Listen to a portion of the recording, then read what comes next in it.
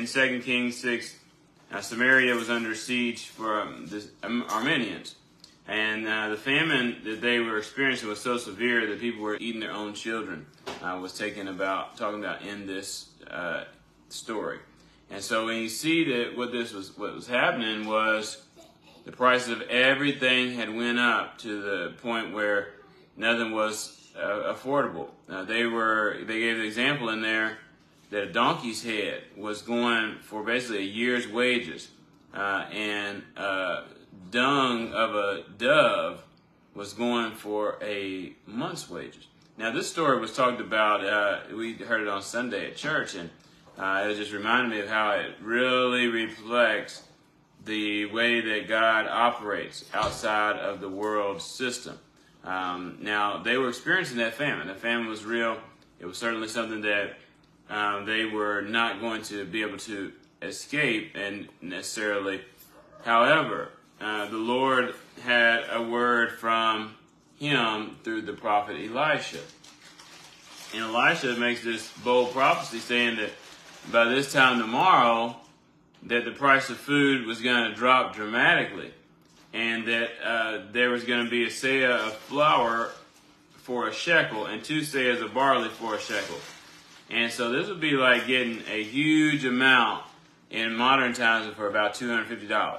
And so you say that naturally people were doubting, like this was, like how in the world could this happen? And one man in particular at the gate scoffed, even if the Lord should open the floodgates of heaven, could this happen? Now, I was thinking the profile of this person, y'all know the people at work that just, you could say something that's so positive. Hey, they ordered pizza for us for lunch.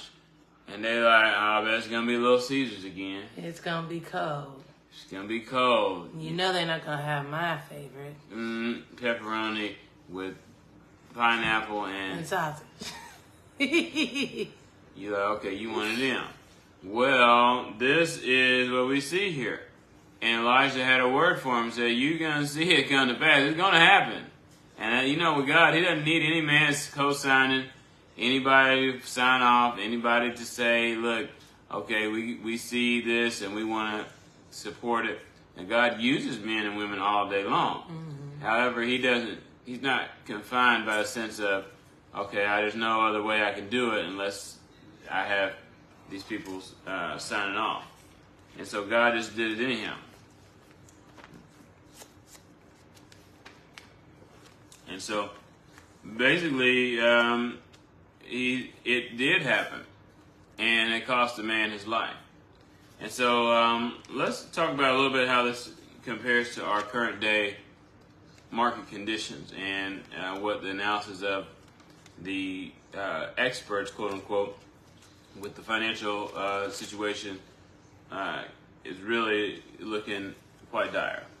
So did you have want to share anything? No. Hey brother, just want to take a moment to share a quick note before we go on and get deep into this thing. Are you serious about finding your wife, but tired of wasting time in the wrong relationships? You've put yourself out there. Maybe you've done everything people have told you to do, and yet here you are still waiting, wondering if it's ever going to happen. I get it. That's exactly why I want to tell you about the special online event that could change everything for you. The Find Your Wife Challenge. This event will give you the exact blueprint that I use to find my good thing, and that I've helped other brothers to be able to find the wife of their dreams. The step-by-step playbook on how to move from friend to fiance in less than 1 year. I also want to encourage you to jump into the VIP experience. This gives you access to the special Q&A session where I personally answer a question that you have about your journey. You need to know that spots are limited. Enrollment is open now. Don't leave this up to chance. Take action today. Click the link in the description or in the show notes and get your seat reserved today. I'll see you in the challenge. Now back to the lesson. Okay, yeah. So you got to realize when God gives you a word about finances, you got to really hang on to that and stand on that and know that He's going to bring it to come to pass. It's not about what our present circumstances look like. It's not about what we can be able to see, taste, touch. or even hear unless it's the word of the Lord. And so when you look at what this happened, it was a dramatic price reduction, but there still was a cost. What's interesting is that faith that we have to operate in is a faith that says, I'm going to be found doing whatever you do shall prosper. And that it wasn't a lazy faith that I'm just going to sit back here and just everything's going to be free. It said no, that it was still a fine flour was going to cost you a shekel, and then the barley was going to be a shekel as well. And so you got to look at that as, okay, this is going to still cost, but God's going to provide the provision for me to be able to afford it. This is also reminds me of how when you've been given a Amen. Amen, Miss Yvonne, and it's so good to see you on here today. This is so important that the doing allows us to be able to operate from a perspective of knowing we're gonna have victory, and God just wants to see how we're gonna steward the word that He gives us, and not just sit back and wait. It just reminds me of the difference between the children of Israel that had experienced manna every day, and God did that, versus when they got in the promised land, they were the ones who had to work the land to get the copper out of the hills and do those sort of tasks that it required exerting work.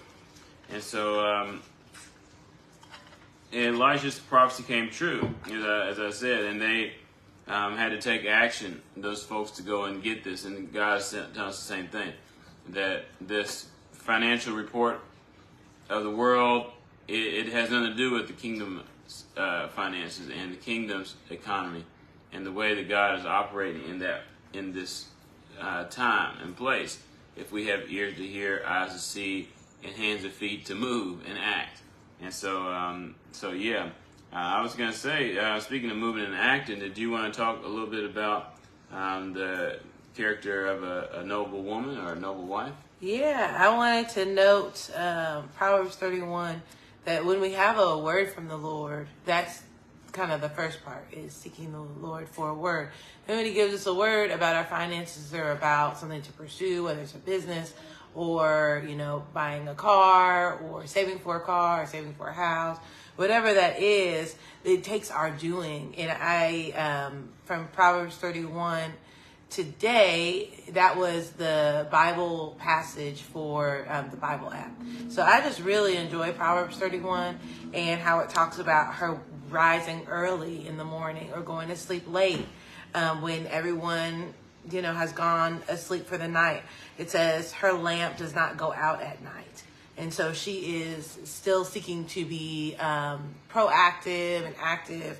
And then she considers a field and buys it, which means she's considering more. She's thinking about what's next. And then she's saving in order to buy it. And it talks about some of the ways that she saves.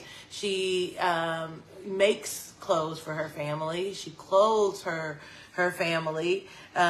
She also sells some of what she makes. So she sells sweaters that she makes. And so it's this being a supplier of her family, also that expanding to her servants, and also expanding to the marketplace. And so we see all these different streams of income that's coming from this Proverbs 31 woman. And when the Lord gives us a positioning to kind of vision what He sees for our life, whether it is having a new car, whether it is buying a new home, He will give us instruction about how to do that. But one thing we know as a part of the instruction is to have faith in knowing that He can bring it to pass, which is what we see in this passage that my husband was taking us through, is the faith to believe that things can change. Did you know that 98% of those who are watching on YouTube or listening on the podcast are not subscribed? So there's a good chance that you aren't either. So first, I want to say thank you for being here. I hope you're getting value out of this. Pray that this is a blessing to you. If you wouldn't mind to hit that subscribe button, it really helps out. and I would be so appreciative. If we don't believe that things can change and we're in a depressed state, we're not going to wake up early. We're not going to roll out of bed and say, I'm going to conquer this day. We're going to be sleeping through our alarms. We're going to be sleeping through our shifts. But it takes the faith to say, no, God can change my situation. And then staying awake later on in the day and working with your hands and learning new skills and crafts and things in order to make more income, that is a step of faith. It's saying, I know that the Lord will bless my hands. I know the Lord will bless me saying yes and starting this thing. And so I think that they go hand in hand with the faith to be able to do some new things, and some things that we see in the Proverbs 31 woman that made her worthy to be called blessed. And when she woke up, it says that she woke up not in despair, but she woke up in hopefulness. She had a good attitude about her life and about what the Lord was going to do. It said, charm is deceptive and beauty is fleeting, but a woman who fears the Lord is to be praised. Give her the reward she has earned, and let her works bring her praise at the city gate. So not just with her family, but beyond her family. Her being able to be honored for what she is doing and for the faithfulness that she's had. And so I think that she goes hand in hand with this story. Have a great day. Bye.